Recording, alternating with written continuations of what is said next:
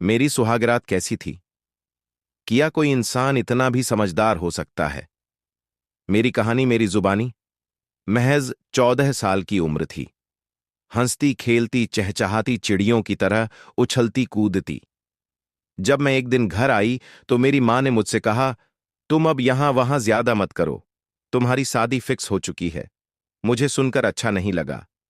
मैं बहुत उदास हो गई। सोचने लगी, ये किया हो गया। फिर अपने दिल को समझाने लगी और सोचने लगी, मेरी किसी भी सखी सहेली की शादी नहीं हुई और मेरी शादी फिक्स हो गई।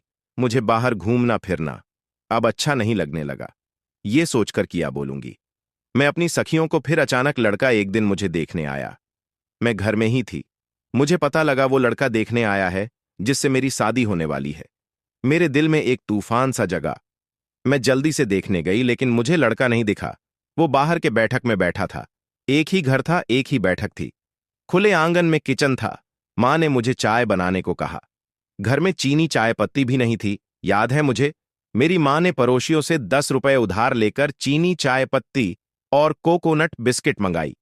मैं आंगन में खुले आसमान के नीचे चूल्हे के पास बैठी सोच रही थी।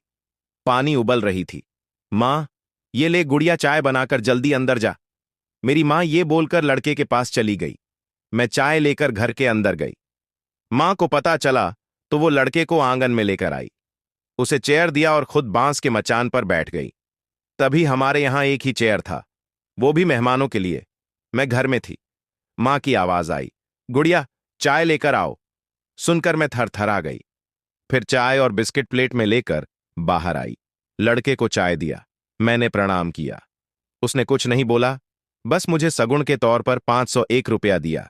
झुकी पलकों से मैं एक नजर उसे देखने के लिए जैसे ही अपनी आंखों को ऊपर किया, झट से मेरी पलकें नीचे हो गई। वो मुझे ही घूर रहा था।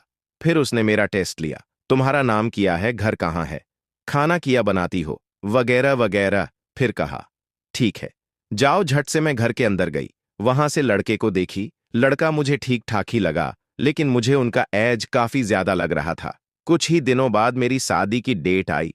लड़का कोई दहेज भी नहीं मांगा। ये सब इतना जल्दी हो गया, मुझे पता भी नहीं चला। शादी का एक महीना बचा था।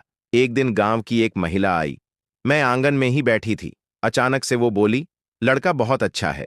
उसका पिता सर्विस में है, घर मकान जमीन सब है। अगर उसकी पत्नी जिंदा होती तो किया जरूरत थी उसे शादी करने की। खैर, अब 1 साल के बच्चे को गुड़िया ही पालेगी। हमारी गुड़िया बहुत समझदार है। ये सुनकर मानो मेरी पैरों तले जमीन खिसक गई। ये किया हो रहा है।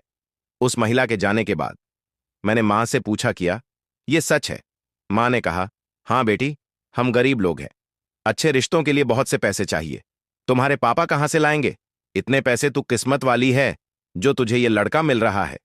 फिर मैंने पापा से पूछा, उसने भी यही कहा। मैं अंदर ही अंदर टूट गई। मैं एक जिंदा लाश की तरह बन गई, जो जैसे बोलता वैसे करती थी। घर में सबसे बड़ी थी। भाई भी छोटा था जो मुझे समझ सकता। शादी के दिन मुझे हल्दी कांसा का लेप लगाया गया। सब खुश थे, सिवा मेरे। सभी मुझसे मजाक कर रही थी। मुझे कोई फर्क नहीं पड़ रहा था। मेरे अंदर की आत्मा मार चुकी थी। मेरी शादी में भोज था। दाल चावल, आलू परवल की सब्जी, पापड़ बेसन की खड़ी और पकोड़े मुझे खिलाने ले जाया गया। अपनी शादी की भोज खा ले बेटी। पता नहीं अपने माँ बाप के घर का खाना कब तुझे नसीब हो। थोड़ी सी मैंने खाई, मुझे खाया नहीं जा रहा था। मेरी सच्ची कहानी रो रोकर आपको बता रही हूं। द नहीं हो रही है। अभी रात को 1 बजे बारात आई। सभी बाराती नाचते कूदते आए। खाने को लेकर बारातियों में झगड़ा हो गया। आधे से ज्यादा बाराती बिना खाए चले गए। लड़के को मंडप पर लाया गया, मुझे भी बिठाया गया। शादी कराते पंडित ने सुबह कर दी। फिर मेरी बिदागी होने लगी। मैं बहुत रो रही थी। सभी रो रहे थे। मुझे कार में बिठाया गया। मेरे पिताजी ने लड़के को 11,000 रुपया दिया और कहा, आपको दहेज तो नहीं दे पाऊंगा, लेकिन मेरी तरफ से ये सगुण रखिए और मेरी बेटी का ख्याल रखिएगा। लड़का रुपया लेने से इनकार कर रहा था। सभी के जिद पर उसने रुपया पकड़ा और मेरे साथ गाड़ी में बैठ गया। मैं घूंघट के अंदर से सब देख रही थी और मायूस थी। सभी रोकर कर मेरी विदाई कर रहे थे। गाड़ी आगे बढ़ी और सीधा उनके दरवाजे पर जाकर रुकी। वहां मेरी स्वागत के लिए अलग ही इंतजाम था। सभी ने अच्छा स्वागत किया। दिन भर मुझे गांव की महिलाएं देखने आती रहीं। सभी एक ही बात बोल रही थीं। पहली वाली से ये बहुत सुंदर है। शाम को हम दोनों को पंडाल में बिठाया गया। सभी खाना खाकर आते थे, मुझे देखते थे, गिफ्ट देते थे और लड़के के कान में कहते थे, तुम्हारी किस्मत बहुत अच्छी है, किसी को एक नहीं मिलती, तुम्हें दो मिली। मैं थक गई थी, कुछ समझ नहीं आ रहा था। रात को 2 बजे तक सभी फ्री हो गए। मुझे आराम करने अपने कमरे में सोने दिया। कुछ देर में लड़का भी मेरे साथ सोने आया। मैं घबरा गई। वो मुझे टच करने की कोशिश करने लगा। मैं रोने लगी। मुझे कुछ समझ में नहीं आ रहा था। फिर उसने मुझे उठाकर बिठाया और समझाया, तुम डरो मत, मैं तुम्हें कुछ नहीं करूंगा। ये सुनकर मैं थोड़ी हल्की हुई। फिर कहा, मैंने तुमसे शादी की है, इसलिए कि तुम मेरे बच्चे की देखभाल कर सको। जब तक तुम मुझे दिल और मन से पति ना मान लो, मैं तुम्हें टच भी नहीं करूंगा।